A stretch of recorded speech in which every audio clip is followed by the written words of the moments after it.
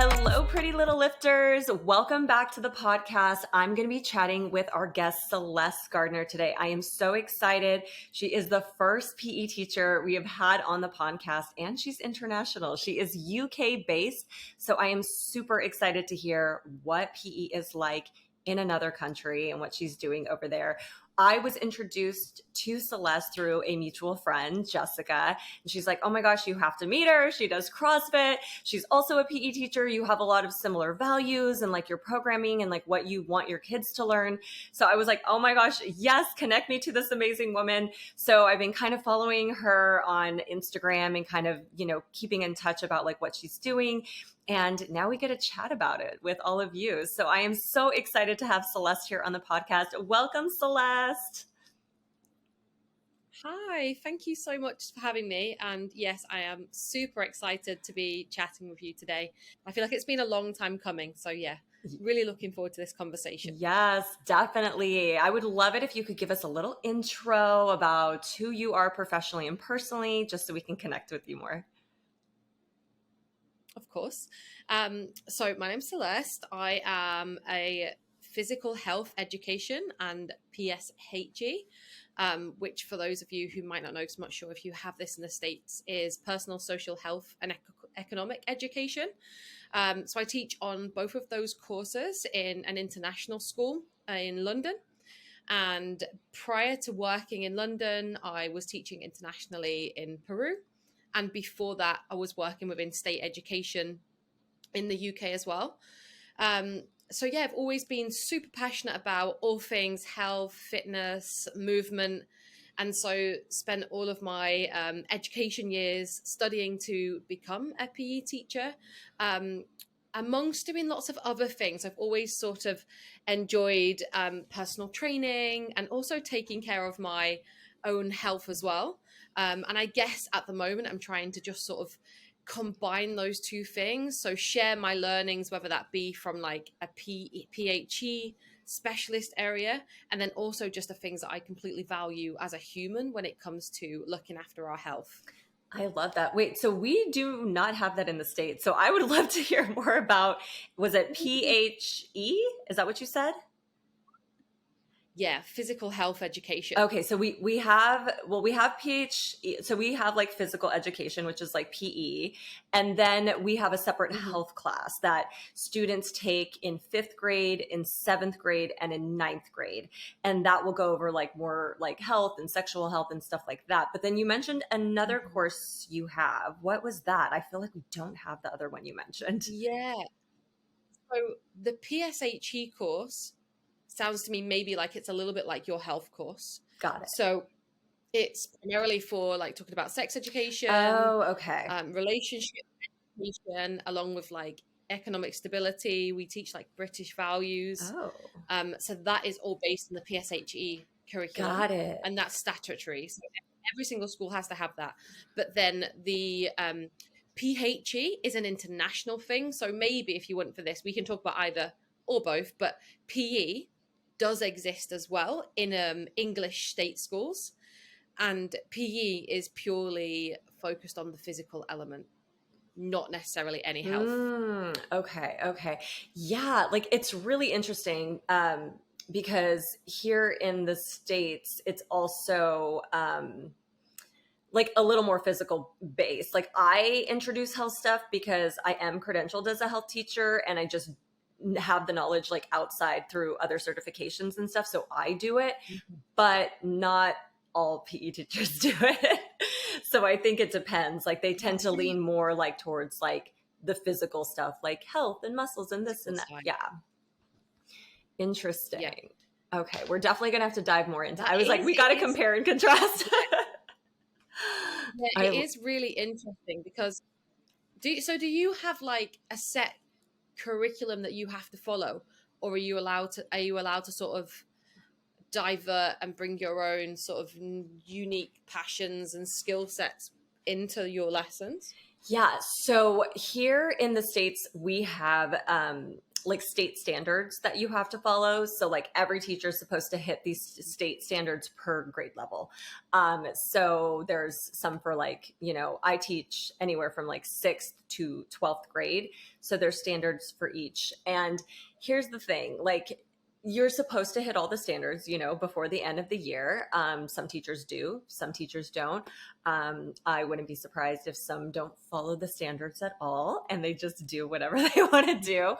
But when I started, I was definitely like getting creative and I'm like, okay, here's the standard. How can I like weave that in with CrossFit? Oh, yeah, it fits. Oh, how can I weave this in with like a rowing lesson and we hop on an erg? So like you definitely can get creative and they tend to be like bigger ideas.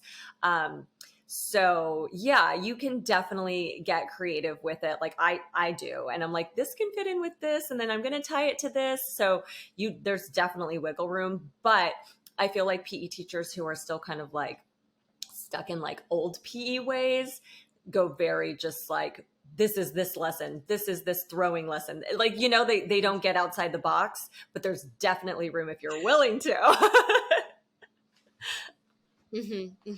I'm nodding. For those who can't see the video, I'm erratically nodding in agreement with a lot of those things you said. Yeah. So before we dive into more of the PE stuff, I would love for you to share a little bit about like your own personal fitness and health journey and like how this kind of led you more to like becoming a PE teacher, because my journey was very different. Like for those of you who don't know, I started off as an elementary school teacher. So I taught elementary school for 10 years. I taught all the subjects, and while I was doing that the last couple of years, I was also doing fitness on the side. So after school, I would go coach at a gym or, you know, I would do different things and, you know, started the Pretty Little Lifters. And then finally I was like, wait, I feel like we need better PE teachers. I feel like we need people who think outside the box. And that's when I switched. So I just switched 5 years ago. But like, what was kind of your path? So I played a lot of sport growing up and played, I suppose, to the highest standard at the time. It's definitely developed since I was playing. But I used to play football for Manchester City, so that's kind of like where and I say football, but I mean soccer. Yes, for us Americans. Yeah. So I used to play for Manchester City ladies, and I guess like I did compete at what would have been a professional level at the time, and so I always had like a real love for sport. But I always felt also that like those people around me who were teaching sport and fitness I didn't always see myself in those people, I guess. And so I suppose I kind of had this idea of like, I feel like I can only make it in this sport if I look, behave, act in a certain way. And I guess in the end, that kind of resulted in me not continuing, which then left me looking at like other sports, which were less team based. So for quite a while, I was doing lots of like strength and conditioning training and personal training, and so I just sort of fell in love with just learning more about how to look after my body for a health perspective rather than for like a sports performance perspective, which I know in a way can be very similar, but they can also be quite different. So yeah, that's really what led me to wanting to be a PE teacher, is kind of seeing the fact that I didn't necessarily have the role model that maybe I would have liked to have to keep me encouraged to take part in sport. But then also having this deeper understanding from personal training and my own qualifications and research, and thinking, I wasn't taught that at school. And actually, that's really important. Like, I need to find a way where I can actually deliver this information. And that's, I guess, where I cross over with a lot of the health elements. So that's kind of my path. And then I guess since teaching, so I started off with just PE, which is mostly sport, And when I was nodding earlier to you, it sounds like it might be similar. I'm sure we'll delve into it more in a second. But that's really why I then was looking for alternative methods of teaching to allow me to teach the things that I really value and think are important for our young people. Yeah, no, I love that we are very similar on like, and I love that. I'm so glad we connected because that was my thing too. Like you mentioned, you know, you played soccer and that's very team based. And, you know, I grew up playing team sports too. Like I would just do like, I was the kid that did like a season of each thing. You know, it wasn't like I played soccer my whole life. It was like a season of soccer, a season of track, a season of swim. And one thing that I realized about myself is like, I didn't like love a team sport. You know, it's like I did it and it was fun. You made friends and all that stuff. But like in terms of like me personally, sometimes I think I feel like I had a lot of anxiety because like sports performance, because you're like, oh my gosh, like I don't want to let my team down. My team is depending on me. Sometimes I would get frustrated when my team didn't do well. And I was like, like, you know, and it was just really challenging. So like, and it's funny because you said you kind of turned to like strength and conditioning. And for me, I kind of felt like when I started doing CrossFit, I was like, wait a minute, this is individual, but there's this like community element. So I was like, this I can do, you know, I was like, I love the community, but it's up to how much work I put into it, how much, you know, performance like I put into it is what I'm going to get out. And then there's the, you know, like the team workout days. Like my husband is always trying to like be like, oh, let's go do the team workout. And I'm like, a team workout? Like now I have the pressure to like, I was like, how about by myself? Yes, I'm like, I'm definitely a Virgo. Love doing things on my own, but 100%. And do you know what? Actually, I didn't mention CrossFit much just now, but the reason I got into CrossFit is because I'd moved to Peru and I was just trying to find a way to like go to a gym and feel like accepted in a space, but to also like just meet people and make friends. And so I do less CrossFit now, but I will be forever grateful that I found that sport because it has allowed me to network and to meet some of like my absolute best friends. I know Jess, our mutual connection, just being one example. But even now, like before I moved to Peru, I lived in a different city in the UK. So coming back and moving to London, again, I didn't know anybody. So CrossFit has really, really, encouraged me to just branch out a little bit more and meet people who maybe I wouldn't have already ordinarily met in my home city. So yeah, it's been cool for that too. yeah, I always tell people, like I've said it before, like if you move somewhere or you just are like, I want to meet like adult friends, like join a CrossFit gym. 100%. Like you will Yeah. meet like-minded people, people who have like a lot of similar like health goals, and it's just like fun. And I, same thing, like I was CrossFitting like 5 days a week. And, you know, now I'm trying different things. And every now and then I, you know, will pop into that gym still. And my husband still goes there. And that's where we met actually. But definitely like I, you know, am so grateful for all those friendships. And I'm still like some of my best friends came out of there and I'm like so grateful for it. But yeah, it's funny because it's like there's that team element, but there's that individual element. And I'm like, I'm here for the individual element, but the community support, you know? Yeah, 100%. Yeah, Like but the no, best of both worlds. exactly, exactly. So let's chat about like let's kind of like compare and contrast a little bit. Like what is PE like? Like take me through like a typical PE day, or like what do you notice about just like PE in the UK? And I'll kind of chime in with like what's it like in the US? Yeah, okay. So I'll focus here on like what a statutory like regular school in the UK would look like because my school is slightly alternative. But the thing is that PE in the UK is quite heavily focused on competition. So Mm, even in like the government guidelines, like one of their primary focuses is that young people will engage in competitive sports and activities. wow. They are expected to excel in a broad range of physical activities.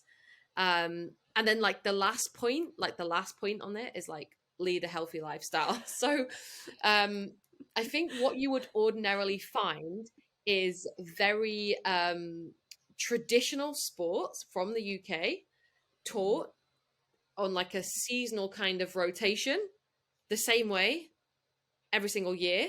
And like you said earlier, without the exceptional teachers who are really creative and try and step outside of the box, it is very much for us. It will be soccer. For the boys, it's certain sports, and for girls, it's certain sports too. But it will Oh, generally be interesting. soccer, hockey, netball, and gymnastics. They would be like the four main sports. And then for the boys, it generally would be soccer, basketball, cricket, and rugby. And we would just go through them on a rotation, and that would pretty much be it. And it would be predominantly about learning skills in those sports. So for example, in football, it might be like learning soccer, passing a soccer ball, shooting in soccer, learning goalkeeping skills in soccer, and you would just develop those skills each year. Interesting. So here in the US, I will say, okay, and it's interesting because I've been connecting with other US, PE teachers, and they'll kind of tell me a little bit about their program. And I'm like, whoa, you have that at your school? We don't have that at, in our district or our state. Mm-hmm. So it even like varies state to state because we don't have national standards here for PE, which right. is kind of interesting. It's not the same at like, there's the basic ones, I think. But there's, depending on what state you're in. So I will talk to teachers in Florida and they'll tell me things that they do. And I'm like, I want to do that. We don't do that in California. Like, we don't have that program here. Like, I know in Florida, they have weightlifting is like a CIF sport and it's very popular, like the Olympic lifting. And I'm like, we do not have that. And I reached out to Sacramento, which is our state capital. And I asked, them about CIF sports. I'm like, how do we do that here? And it was like a whole thing. It's like, you have to start a club, then you have to like get other schools to do it. Then you have to do like, try to meet up and do little intramural things. But like all of this is just like on your own. Like none of it's like sanctioned or like school based. So it's not like they're like, hey, everyone can start this. Like, here's some funds to do it. It's like you are like really trying to launch it on your own. So it's a lot, and trying to get people to buy in who's probably never even taught that, so that's very interesting. I would say traditional PE here in America is very sports based too. Like there's lots of like units, and I don't really teach like that. I don't do like units. It's just like a continuous, like, this is fitness, this is life. But yes, very sports based. For teachers that are like teaching more traditionally, it'd be like a soccer unit, a tennis unit. And I notice that we tend to do like the sports that they have at the school. So if the school has volleyball, they're teaching the kids in case, and I do see the merit in that, because it's like kids might find their interest in volleyball and then try out for the team and do really well. And like now they have a sport. We recently, like, some schools have lacrosse now. And that was like, I never knew of schools that had lacrosse when I was younger, in the area I grew up in. So that's a bit newer too. So yeah, it's definitely more like sports based. But I will say this, like being exposed now to different PE programs. And I'm not speaking about ours because ours is very unique, kind of like you were saying, like ours is very unique because we take a more modern out of the box approach. But just like in general, what I've seen, sports units, that's usually the thing. Fitness is like, we do the presidential fitness test. It's called like the Fitnessgram. Do you guys have something like that? Yeah. We something similar. We have something similar. Yeah. Okay. Yeah. We have that test. Where are you testing? So we're testing like the different components of like health related fitness. So there's like a flexibility test, endurance test, where like they run the mile, like, and this is tests that I did. Did you do that when you were in school too? Like, did you have to do the test? Yeah. And we didn't have to do them in school, but they're in the curriculum now. Oh, okay. So that's newer. So yeah, like this test is so old here in the States. Like I'm pretty sure my mom did this test and like got a presidential fitness award.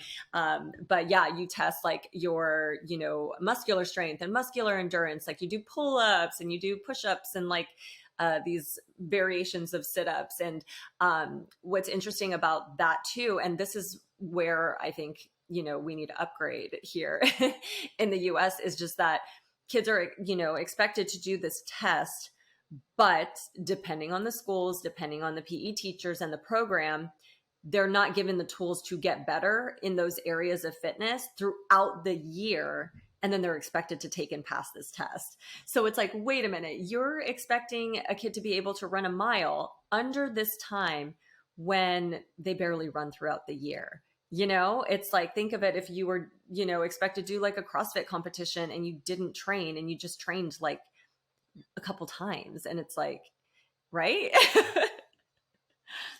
100%. Yeah, I agree. Yeah. So It's it's also really interesting. as a it's also funny because the way I see it is as an adult, I look back now and think there's so many of my friends who despise moving their body because they've like completely fell out of love with movement, and quite often sadly it's based on their experience of PE at school. So I always also kind of see PE as like we need it to be promoting a love for movement for life Yes. rather than it just to find them a competitive sport for during their school years, because if they do that, great, but there's also a large amount of young people who might not want to take part in sport, but they still need to enjoy moving. Yes, 100%. And that's one of my biggest things for like when I think of like a modern PE teacher, like, hello, it's 2023. We're going to step it up. We're going to think outside the box. Like, I think of teachers who don't base their whole PE program on sports, because how many people do you know actually playing sports when they leave high school, when they leave college, unless they're like collegiate athletes or they join like an intramural team? I don't know anybody who is. And here's the thing. Sometimes I feel like when they do, it's later on. And what ends up happening is they get hurt because they're not doing fitness to support this, like, they want to go play soccer and then they hurt themselves. But it's like, that's a very active sport. You're not doing any type of training or doing anything for your body to like prime you for this. And I mean, I don't play a lot of sports outside of this, but I have a fitness habit, thing that I created for myself, and that allows me to, if I wanted to, and somebody was like, hey, you want to go play tennis? I was like, let's go. I can do that thing. So I totally agree with you. I am on board that like this shift from like very sports based PE, especially in the upper, like, because what grade levels do you teach? I teach from 11 to 18. Oh, But okay, yeah. yeah, I would So agree. I think the older years are the most important for the transition.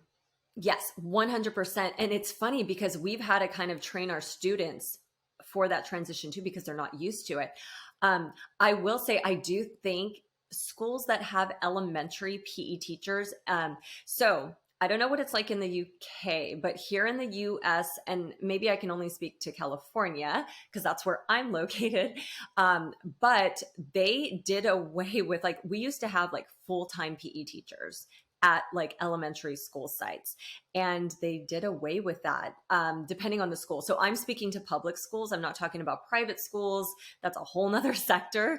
But let's speak to public schools. And they used to have full-time PE teachers. And then now they sometimes do like rotating teachers. So like a teacher will go at this school on Mondays, and then they'll go to another school on Tuesdays. And so the elementary school teacher is expected to teach PE. And some of them, if they love it, and they'll do it. Some of them, and I've worked at elementary schools, they don't do anything. They'll just say, go free play. And not that anything's wrong with free play, but they're missing out on this structured play. They're missing out on structured games and like learning how to interact. But teachers who like, I've come across so many amazing elementary school PE teachers. I would say like still in elementary school, like they're doing so good. Like I feel like it falls off when it gets to middle school, high school. Hmm. Yeah, that's interesting you say that because it's the same here. So in we call it primary schools here, but primary schools teachers are expected to teach every element of the curriculum. So some schools might choose to employ a specialist PE teacher, but it's not compulsory and it's quite unlikely.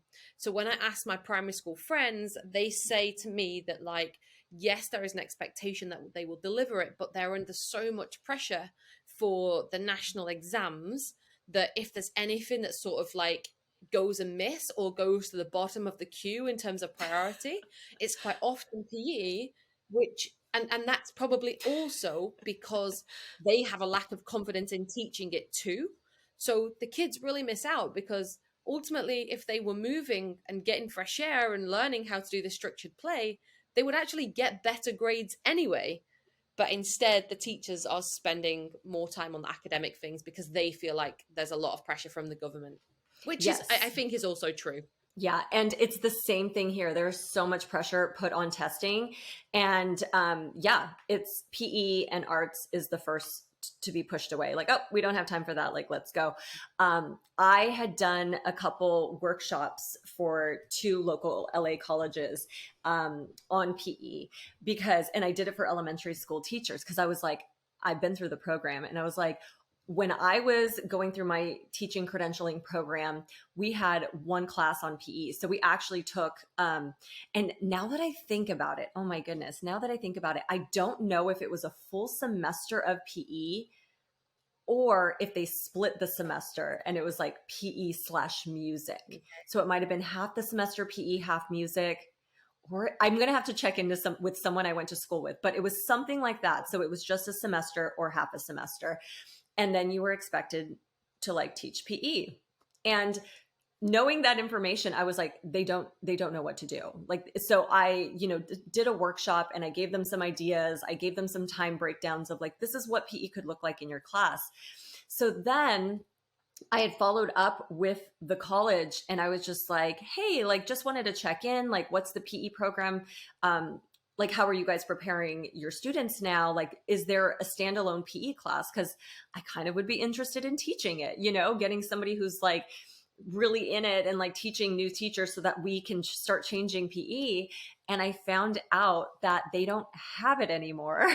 So now PE is weaved into their science class that they teach. And so I'm guessing it's probably a couple lessons. And I don't know about you, but that would not make me feel prepared to teach PE. And I probably wouldn't teach it if I didn't have the skills. Mm-hmm. Mm-hmm. Yeah, I'm not entirely sure on the exact amount of time primary teachers get, but just based off of what I've heard from friends, they get like a one-off workshop. Yeah. And that's it. That would be part of their training. So yeah, I think unless they already have some investment personally in some sort of movement, then it's very unlikely to happen with confidence. So I haven't really talked about this yet, but this just kind of popped into my mind as we were chatting. And I was thinking of like, did you ever have any like hesitations becoming a PE teacher because of like preconceived notions you had of like what PE teachers were like? Because I totally did.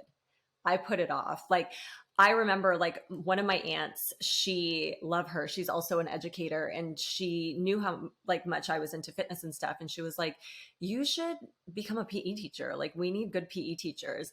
And in my head, I just had this vision of like, oh my God, PE teachers. Like, let's be real. Like, what are the stereotypes? You hear like, oh, they're lazy. It's an easy job. They just want to wear like sweats to work. They don't do anything. They just put out equipment. Kids do whatever.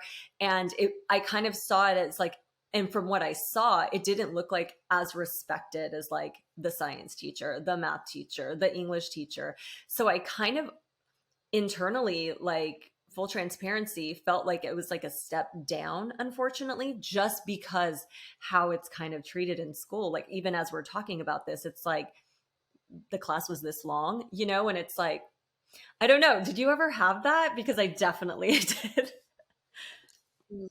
I'm glad you've brought that up. Actually, I think that's something I still struggle with. Yeah.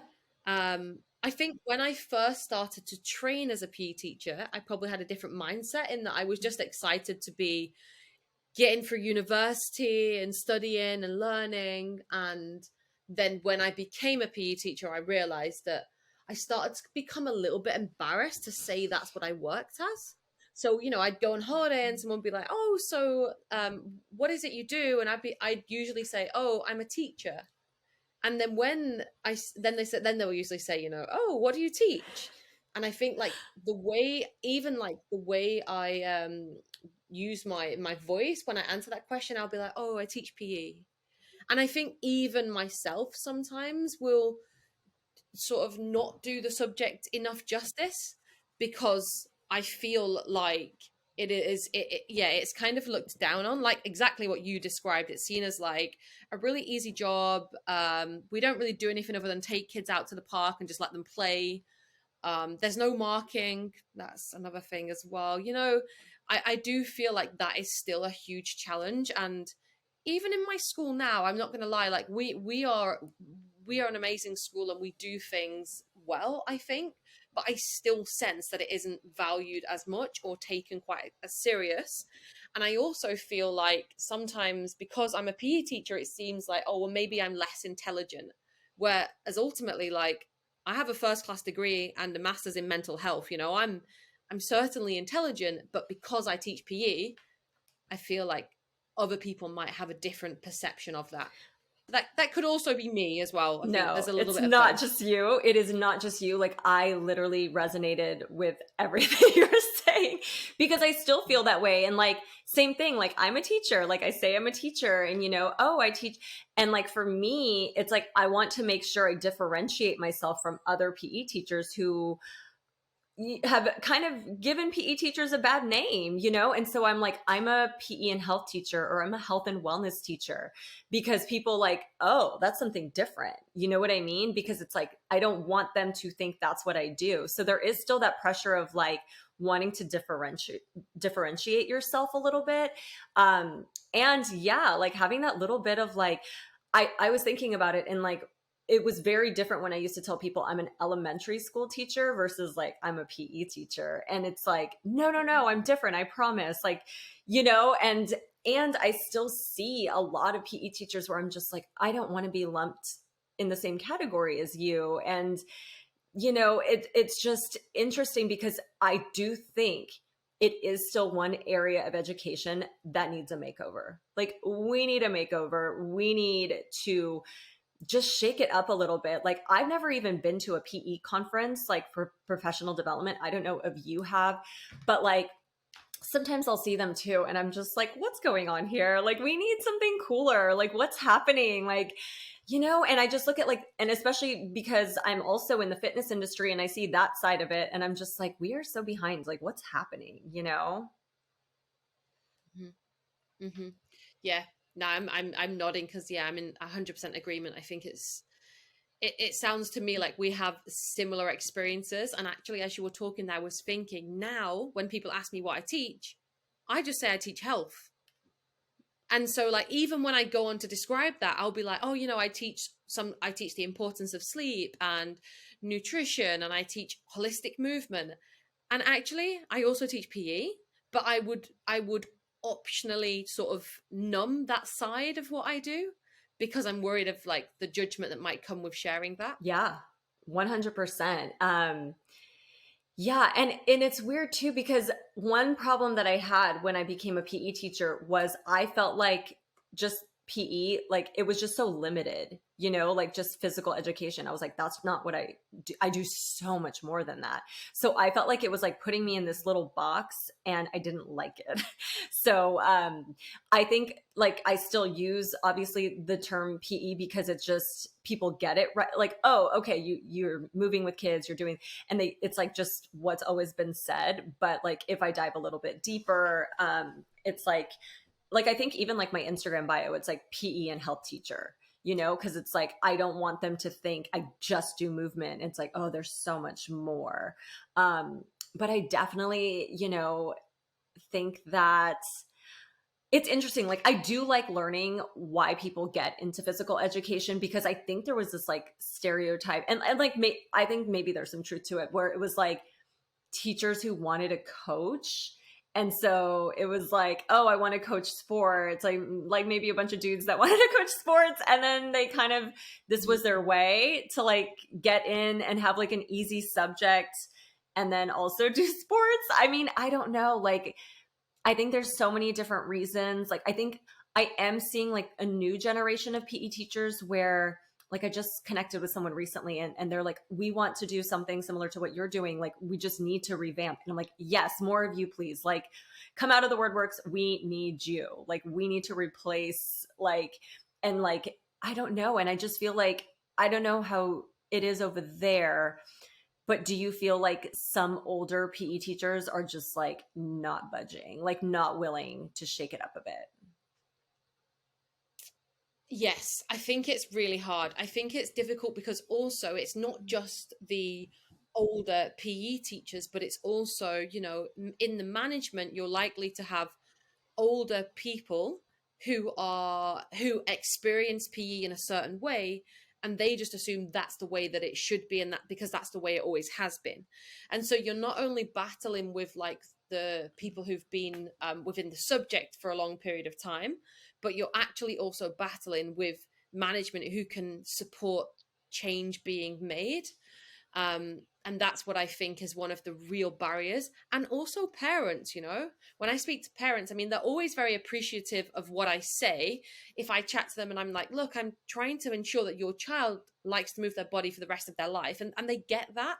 But then they might be like, why are they not doing more soccer? Why are they not doing more rugby? And that's because their experience was that. And therefore, that's the only possibility. Yep. 100%. So I think there are still endless battles. And actually, I wasn't expecting to feel so passionate and strong as I had this conversation, but it's so refreshing to have this chat with you and know, one, like we're on the same wavelength, but also we're trying to create some sort of change and some movement and some momentum. And even the fact, like thinking about it, that you have PE on your Instagram, I love that, because I'm like, yeah, that I can relate to that and go, yeah, I teach PE too, but like Tiffany. Yes, yes. And it's wild. Like, I'm so happy you brought up the parents, because when I first started, I don't think I was expecting, I was like, oh, these parents are young, like they're going to get it. And I was like, oh no, like this is going to take some retraining. So like when we started doing open house, I, put a presentation together and I was like, this is not your PE class. Like, this is not what you did in the 80s, in the 90s, in the early 2000s. Like, we're stepping it up, guys. Like, and it's like, I taught them, like, I had to reteach, and also reteaching them, like, how to even like write me a letter. Like, I was like, hey, instead of saying, please excuse my child from all movement today, they injured da da da da da, it's like, no, we do a lot of lessons, we do a lot of learning. I'm not going to like remove your kid from the class. It's like, so I even like teaching them how to write me a letter or an email saying, oh, over the weekend, my daughter sprained her ankle. Please modify any movement that might aggravate that injury as you see fit, and like just retraining them. And I started getting like better emails from them. And I was like, yes, because now they get it. Like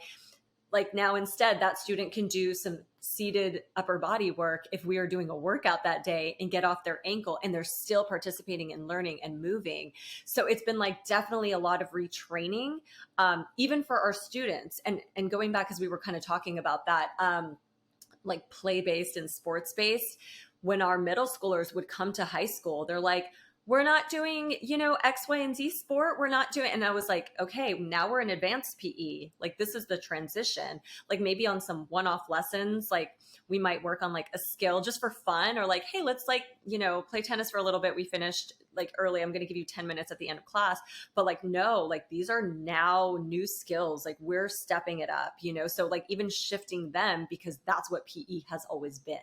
Playtime with sports. And yes, sports are valid and they have their time, especially more so like in middle school and stuff, but like switching it up and like having that like shift for when they get to high school. Because in I don't know how many years it is in the UK, but in the US, at least in California, I should say, I'll speak to California, they have to do 2 years of PE if they're not doing like athletic sports and stuff. How many years is it in the UK for high school?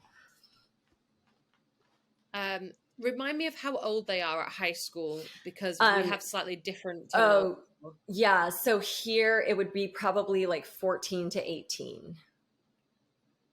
Okay.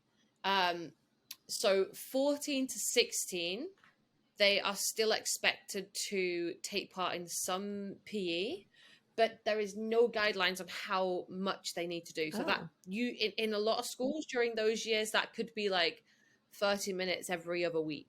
okay. And from 16 to 18, then it's not compulsory anymore. They don't have to do it. Okay. Interesting. Yeah. So, and that kind of shift also took some time. Luckily, I'm very grateful. I have an administrator who used to be a PE teacher. So she values PE very much. And that's kind of why I got hired, I think, because I was like, I need to, we're doing something different. We're going to start a weightlifting program. We're going to do this. And she was like, yes, sign me up, because she's more progressive in her thinking. And it was just like, so I was so grateful for it. I have seen other PE programs firsthand, and this is not our program, like other schools who literally just push out a ball cart and that's PE. And it breaks my heart, like breaks my heart. One, I would be so bored. I would be so bored teaching that class, because I don't know if you've ever like had to do something like that because of like a rainy day or whatever. It's the longest class of your life. It drags on. And I was like, oh my gosh, because when I'm teaching my lessons and stuff, time flies. I'm like, where did the time go? But if I do something like that, longest day of my life. And so this is, the kids aren't learning anything. Some of them aren't, like I've seen like other schools and like kids are just like on their phones, like there's no lessons being taught. And I'm just like, this is why PE teachers are getting a bad name. You know, like, have you had any experience with that or seeing that over there? I don't know. I agree. I think that quite often what I had seen, and not really any in recent years because of the setting that I'm in, and actually my school's very small, so it's just me and another lady who teach the PHE, and so it's quite refreshing. We're very much on the same page when it comes to our delivery.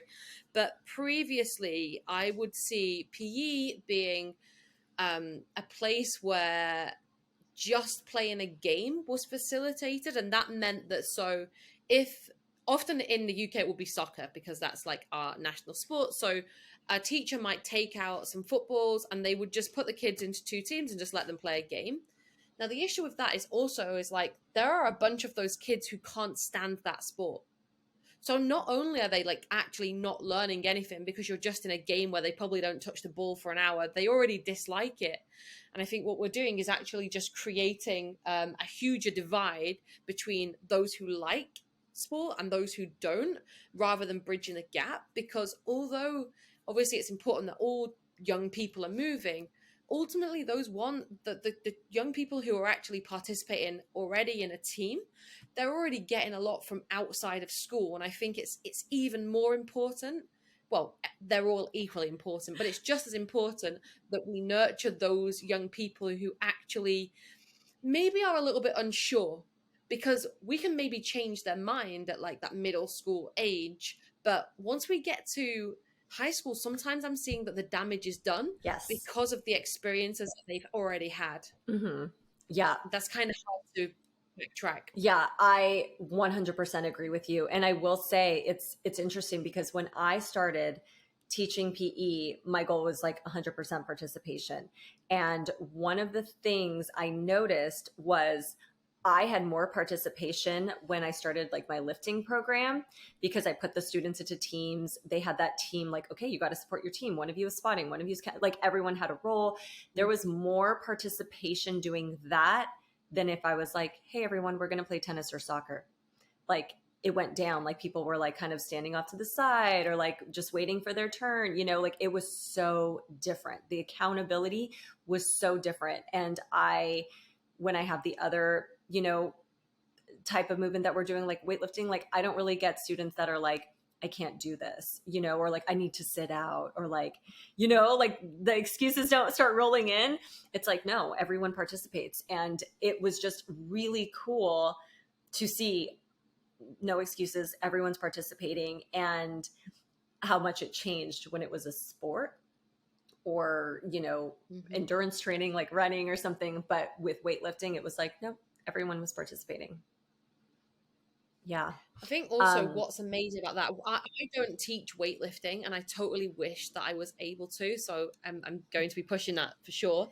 But I think that the young people also who excel in sports are also benefiting in their sport from lifting Yes. weights. So it's kind of like it's so inclusive. Like everybody's winning from doing it.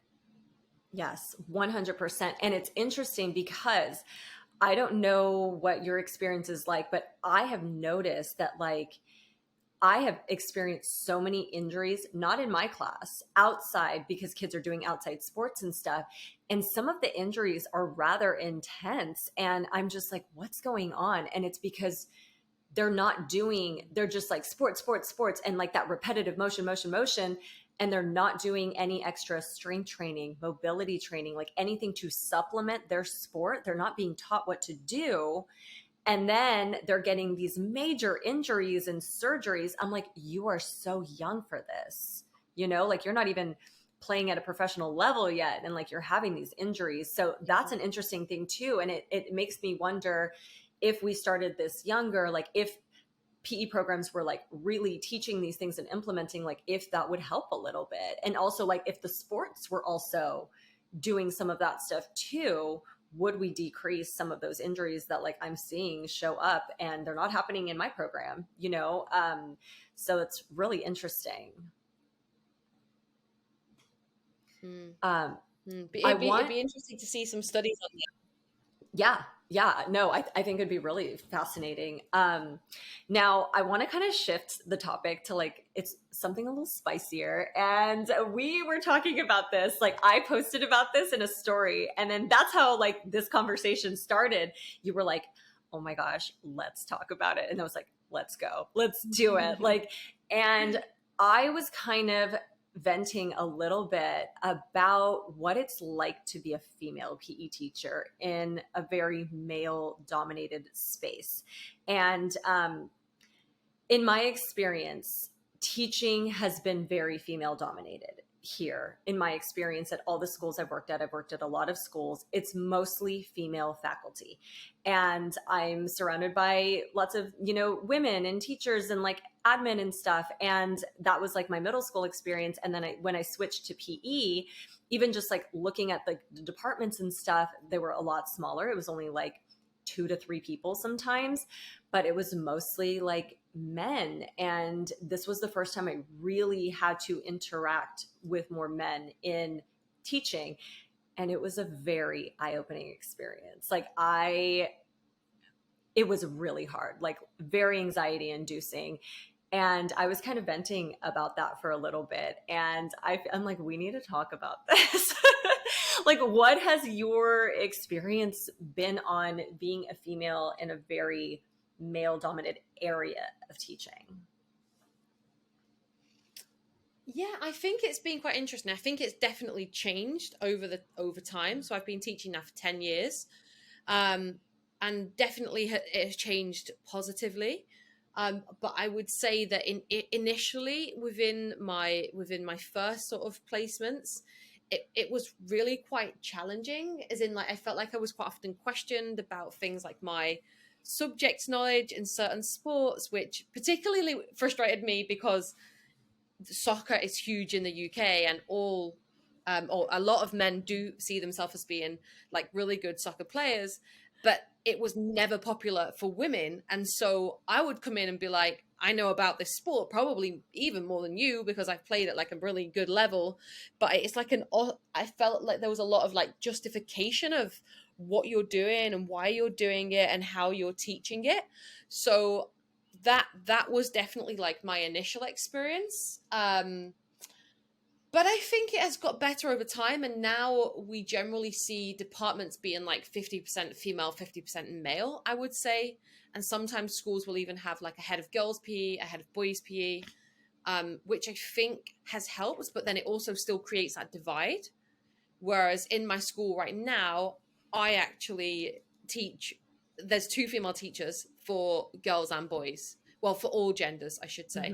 Mm-hmm. But that's great because I think that has, in a way, changed the perception because the students are very used to the fact that they're being taught by 2 females. I think probably the only people who might have issues with that sometimes is I guess again, like it can be parents or very like old school members of staff who are like, oh, they need a male in the department. But otherwise, I've seen like a gradual progression.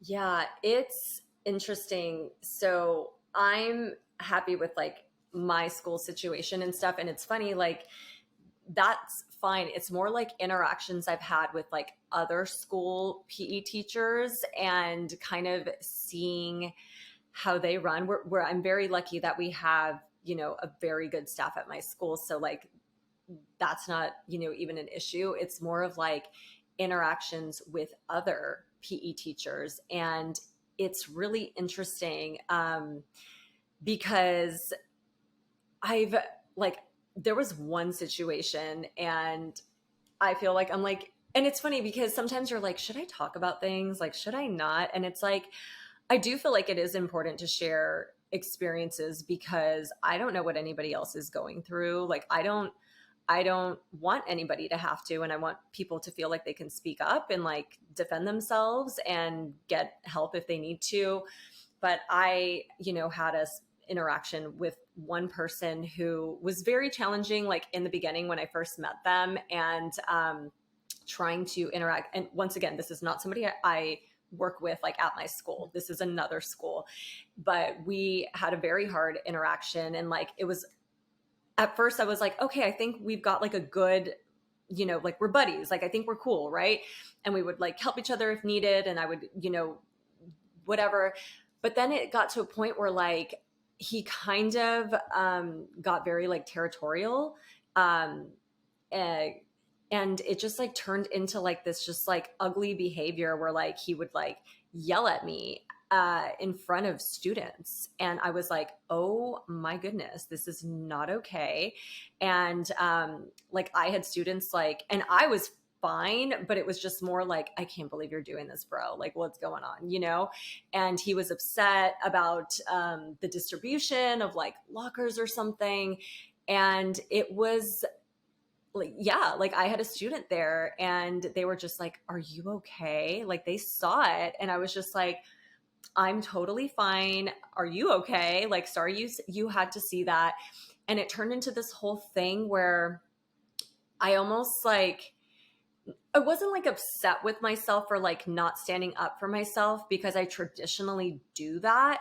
But it was almost like, and I don't even want to say bullying, but it was just like, I think his ego maybe, you know, or just like feeling a little territorial was being like Mm-hmm. challenged, and I was doing nothing of that sort. It was just very like, hey, these are yours, these are ours, like very, you know. And it just started getting like he would talk behind my back about me to other, you know, other adults, and it was just getting to be too much that I did bring it to administration, and I like it became a thing, you know, like people had to get involved. Like, you know, things were just being said to me that I was just like, wow, like this is not okay. That like we couldn't talk anymore. And it was just like, it reminded me of like old school PE teachers, you know, and I'm just like these people who have been there who are just like collecting their paycheck. And I was just like, I'm over it. Like, you're not even teaching, like what's going on? Like, and it was just like a really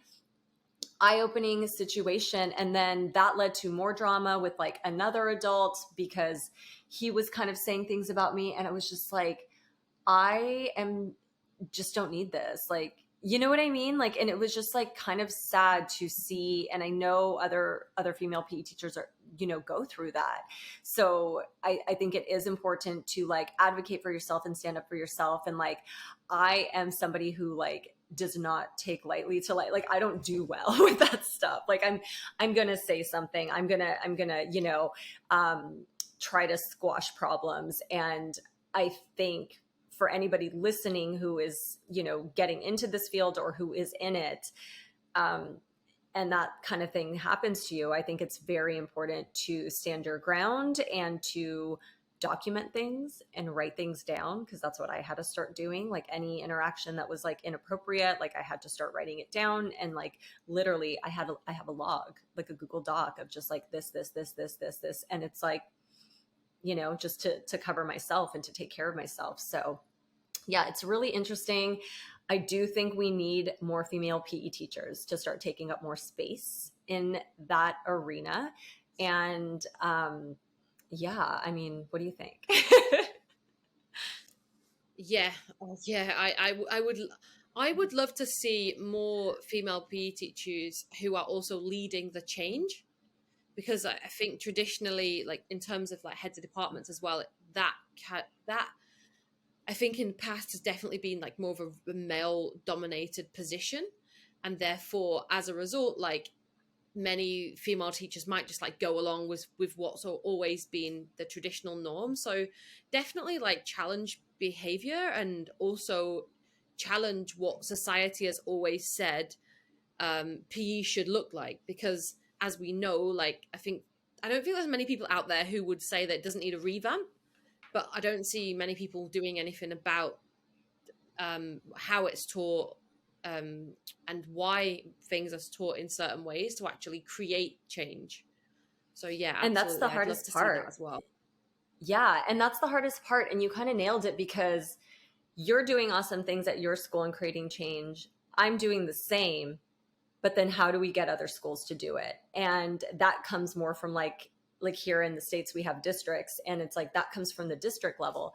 But then it's frustrating because I don't see districts doing anything. Like nobody's checking up on teachers. Like, what's PE look like? Like, I would love to have people from the district come look at my program. I want them to pop in and go see somebody else's program and be like, this is what you're doing. Like, I want that accountability. And I think that's the issue. Like, the accountability really isn't there. So it's just continuing. And then you have these inequities. And the thing that, I don't know how it is for you over there in the UK, but like the thing that like really breaks my heart over here is that most of the schools are low income Black and brown students that this is affecting. And that's what breaks my heart. So it's like the students that need it the most, that would benefit from all these like health and wellness and like opportunities, and like teaching them how to lift, for example, because they probably don't have access to this stuff. They're not getting it. They're the ones probably with like poor performing programs. And just the inequity like really gets to me. Mm-hmm. Mm-hmm. I think one of the issues that I have is that schools are following a curriculum that they think will basically just please the government. So we have something called Ofsted inspections, and basically where people come around and just, I want to say, pretty much just criticize what you do, and then they say at the end, oh yeah, it's good, or they give it like one word. So they'll say it's good, it's outstanding, it requires improvement, or, and I think there's like, yeah, one other category that's below the requires improvement as well. And I think that's really sad, because like I said before, like the primary thing on the government curriculum is all kids are competing in sport. So people are almost a bit scared of like pushing change, because also it could impact like a school's, they call it like a grading system. Mm, And so that for me is quite worrying, because I'm like, who's questioning the actual criteria? yeah. And who are these people coming in to judge it who know nothing about the the the importance of this subject in particular for our young Yeah. people? So I think it takes bravery as well. And so I just want more PE teachers to actually be brave and be able to think like, I can create change and I can justify why I've made these changes. Mm-hmm. Yeah, no. And something that I've also noticed is I have been kind of looking at like PE professional development programs, and like a lot of people who are involved in this, and they do tend to be white.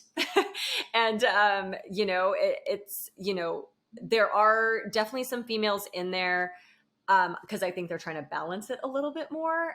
But like I was looking at something recently, and I was just like, oh my gosh, they're all white, and there was like maybe one non-white person on the board, and it was mostly men, and everyone kind of looked the same. And I was like, this is so interesting, because most of those people probably have not taught at the schools that I'm thinking of that really need it the most. So I definitely think that we need a little bit more diversity too, and just people who like us willing to push. So that's something that I'm kind of, gonna try to do on my end, and seeing like how can we and at least start small. Like I've already made changes at our school, like I've already done that. So now the next step is like, how can we get this to other schools in my district? How can we improve this? And it's really hard. It's really hard, like in the public school system. And there's a lot of hoops to try to jump through, people you're going to try to convince, minds you're going to have to change and get them to see the value. But I think it's so important. And I think we can do it, but it's going to be really hard. Yeah, I think that we have to remain a level of optimism, and even just by having this conversation, imagine this conversation is shared and 500 PE teachers or more, listen. Like, I hope Yeah. that people can then think that, oh, well, look, Celeste is doing something in the UK, Tiffany's doing something in California, and then it encourages other people just to take that first step. I think Yep. once that first step has been taken, then, the ball can begin to roll. So, yeah, I think like what you're doing, and the way you're also sharing it as well just is amazing. Because I think it really does encourage other teachers to to do things differently and to not be afraid to do that. Yeah, no, definitely. Shifting gears a little bit, because we were talking about PE a lot. I want to make sure we have time to talk about your Healthy Teachers Club. Can you tell us what that is? Yes, actually. So initially, during our first lockdown here in the UK, I was in charge of staff well-being at my school, and it was kind of like so much pressure to ensure that like everyone was taking care of their health. And I was just finding that people wanted help, but they didn't have the tools. Mm-hmm. So I started to get curious about like how I could create like a bit of a toolkit for teachers to support them, and to encourage them to actually take a little bit of responsibility and some ownership, if I'm honest. So I set up some seminars in London, and some of them were online, and people were coming to sort of listen to what I had to say. A lot of it was to do with like embedding habits. But I quickly realized that I felt like I was quite limiting in just trying to reach teachers, because actually people will generally only want to improve their health when they're invested themselves. Mm-hmm. So a friend had said to me, look, you need to change this, because like people from my business are really interested, but they're not a teacher. So we slightly changed the format a little bit, and it's now the Healthy People's Club. Love it. Just to give it like access to everybody. Yes. It's not exclusive for teachers, but ultimately like I have a lot of teacher conversations. And yeah, now like I'm going into just various platforms, and actually just storytelling. I love it. And having conversations with people to inspire and encourage people to look after their health as well. So a lot of that comes through the Healthy People's Club podcast, which people can search for on Spotify. And otherwise it's by sort of like booking workshops and so on with myself, and also a friend, and she's a CrossFit coach actually, so a lot of it is to do with weights and movement and like appreciation of our body, and just the real basic tools. I think that sometimes we see health as like something that has to be super expensive. So it can be if you choose to opt for expensive, healthy habits. But ultimately, I also really believe that it's things that also are completely free, like learning how to breathe properly, improving our sleep hygiene, monitoring like our digital use, managing our stress levels and regulating our emotions, eating well. And again, that is also can be expensive, but it doesn't have to be as expensive maybe people assume it will be. So yeah, that's really what I'm aiming to do with the Healthy People's Club at the moment.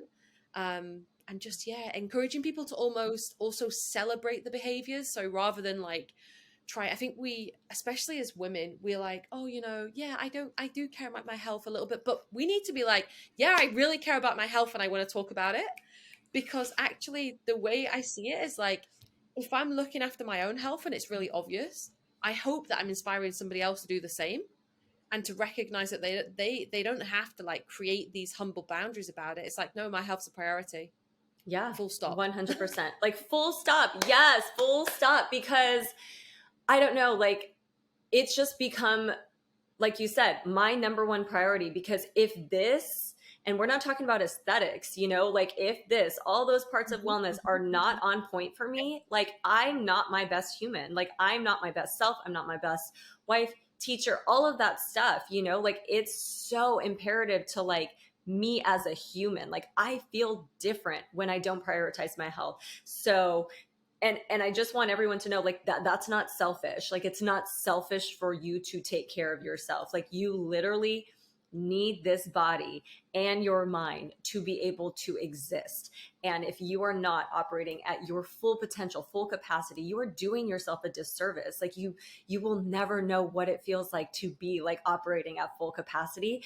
And when you get there, you're like, I'm not going back. Like no, like this is where we are. Like number one priority. Yeah. Yeah. And to Well, be I honest, love it could also that. be seen as it could also be seen as it being selfish in a way by not taking care of yourself, because you're not bringing your best self. You can't be the best friend, the best partner, the best mother, you know. So I think like we have to strike some balance there between looking after ourselves, because in doing that we're able to look after other people. It's like when you get on the plane and it says fit your own oxygen mask first, you know. Yes. It's just an obvious example that like that's for us so that we can support other people. Yeah, I was showing my students, my sixth grade students in our health class, I was showing them a video on like, what is health? And one of the women on it was saying, health to me is taking care of myself so that I can cook for my children and support them and like she started, and so it just reminded me of what you said. So it's like, yes, it's for you to operate, but it's also for you to be able to be there for other people. So like I loved that, like she made the connection, like if I don't do this, like I can't do these things. I need to be able to get out of bed and not be sick and have energy, and it's like for these other humans that I brought into this world. And I'm like, yes, you know. So it's just like for anybody that like is trying to deal with like not seeing it as selfish, like think of it that way too. I love that you like made that connection. I love it. Mm-hmm. So I feel like we could talk for hours and hours and I would not get bored. But I was like, okay, I want to respect your time. And, you know, I know we are on different time zones over here. For me, it's like morning, and I know your day is ending over there in the UK. You are winding down. But I love to ask my guest a final question. And the question is, what advice would you give to teenagers today and like your former self as a teenager? I think something that I feel like I've had to learn the hard way a little bit in terms of sort of looking after my overall health, particularly because maybe I've in the past had wanted to take up a smaller space in the world. Now I'm just a huge advocate for being like health first. So that means eating enough to fuel myself. That means resting enough so I can recover properly.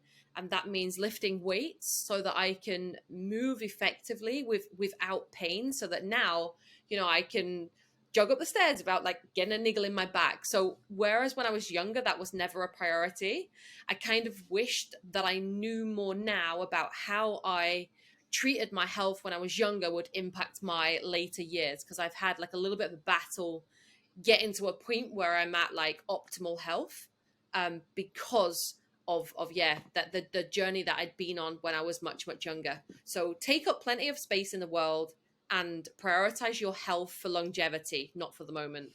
I think that's so important. And I think like adults, we need that too. We need to hear it, you know, because I think we do live like, I'm getting ready for this wedding. I'm getting ready for this trip. I need to feel good for this. Like it's very like situational and not of like, this is just a part of my life. This is to get me to be able to like do the things when I'm like in my 70s, in my 80s, you know? And I think that is so important. And I think instilling that at a younger age, which I think is what both of us are trying to do in our programs, the kids are really starting to see a difference. And, you know, I've had some kids mention that to me, like, oh, get it. Like, and I'm like, light bulb moment, like, this is cool, you know? So I think it is important. And I'm so happy you shared that and you brought that up.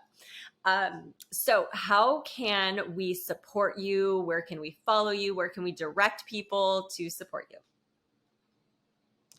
I think the best place at the moment is to head over to the Healthy People's Club Instagram. Or also my personal Instagram, which is _Celeste_Gardner, either on one of those. And I'd love it also if people could check out the Healthy People's Club podcast on Spotify. On there, I'm talking about all things health, but quite a lot of my conversations have been around mental health recently. So yeah, definitely tune in and let me know what you think as well. But again, Tiffany, like, thank you for all of the work that you've been doing. Like, I've been totally inspired by keeping my eye on your Instagram and seeing the developments on your side as well. So thank you.